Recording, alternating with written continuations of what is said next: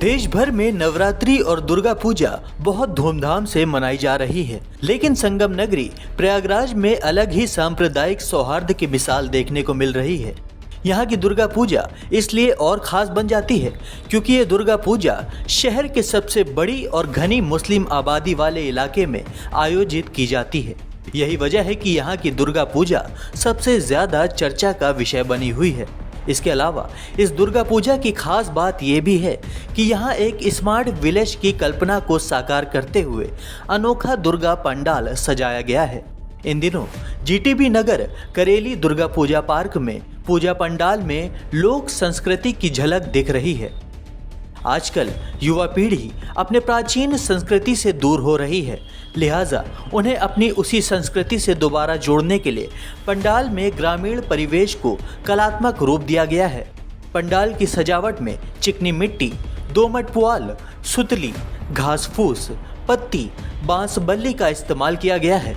पंडाल में बैलगाड़ी, मिट्टी का चूल्हा, छप्पर, जोड़ा खटिया आदि रखा गया है, जो इसकी सजावट में 4 चांद लगाने का काम कर रहे हैं। आपको बता दें कि यहाँ 4 लाख की लागत से बनी माँ दुर्गा की 8 फीट ऊंची प्रतिमा स्थापित की गई है। लाइट की शानदार सजावट आपको आश्चर्यचकित कर देगी। इसके अलावा पार्क के अंदर लगे फूल, पौधे और पेड़ पंडाल को भी सुंदर बना दिया गया है। श्रद्धालुओं को इस पंडाल आने पर ऐसा लगता है जैसे किसी मॉडल गांव में आ गए हों। अगर आप प्रयागराज और आसपास के इलाकों से ताल्लुक़ रखते हैं तो इस अद्भुत दुर्गा पूजा पंडाल में ज़रूर जाएं।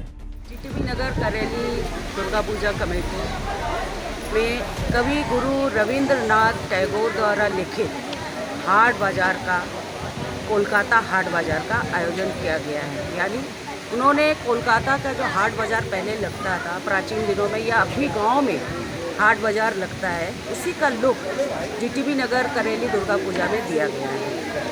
वहाँ पर हर तरह की दुकानें हाट बाज़ार में जैसे लगती वो दिया गया है। फिर कोलकाता का हाथ रिक्शा जो एकमात्र सिर्फ कोलकाता में ही चलता है और कहीं नहीं चलता, उसको यहाँ लाया गया है लोगों की जानकारी के लिए। बैलगाड़ी है जो कि आजकल बहुत ही कम देखने को मिलता है। ये सारी चीज़ें यहाँ पर लाई गई है, उपलब्ध कराई गई है कि जिससे लोगों को इस चीज़ की जानकारी हो या अपने पुराने चीज़ को इंसान भूल ना पाए। हम लोग छोटे थे, बहुत छोटे थे, तो बैलगाड़ी में जैसे स्कूल वगैरह जाते थे, लेकिन अब ये सब ख़त्म हो गया। कम से कम लोगों को इस चीज़ की, इस जनरेशन में बच्चों को इस चीज़ की जानकारी हो कि बैलगाड़ी क्या होती है, इसलिए इन सब चीज़ों का आयोजन किया गया। नाम बता दीजिए। और पूरे गांव का लुक है। यहाँ पर कोलकाता के आर्टिस्ट यहाँ पर आए हुए हैं, उनके इंस्ट्रक्शन में सारा काम यहाँ पर हुआ है। Desk report, the Bharat TV.